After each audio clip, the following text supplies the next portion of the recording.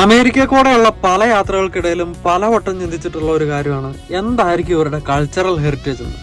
അതായത് നമ്മുടെ കേരളത്തിന്റെ കഥകളിയൊക്കെ പോലെ, അല്ലെങ്കിൽ നമ്മുടെ പഞ്ചാബി, ഗുജറാത്തി പോട്ടെ, നമ്മുടെ യൂറോപ്പിലെയോ മറ്റ് ഏഷ്യൻ കൺട്രീസിലെയോ ഒക്കെ ഉള്ള പോലെ എന്തായിരിക്കും ദി അമേരിക്കൻ ഡ്രീം എന്ന സ്വപ്നമായിട്ട് ലോകത്തിന്റെ പല കോണുകളിൽ നിന്ന് എന്നൊക്കെയോ എത്തിപ്പെട്ട് ഇന്ന് പ്രൗഡ് അമേരിക്കൻസ് ആയിട്ട് ജീവിക്കുന്ന ഈ ഒരു നാഷണാലിറ്റിയുടെ കൾച്ചർ എന്ന്.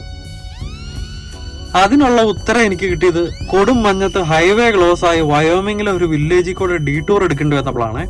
മെക്സിക്കൻ, ഐറിഷ്, ഇറ്റാലിയൻ, പോർച്ചുഗീസ് എന്ന് വേണ്ട, ഇങ്ങേയറ്റത്ത് Japanese, Russian, Chinese, African and Indian എന്നെല്ലാം ബാക്ക്ഗ്രൗണ്ടിലുള്ള അമേരിക്കൻ ജനതയെ ഒരുമിപ്പിക്കുന്ന ആ ഒരു ഫാക്ടർ.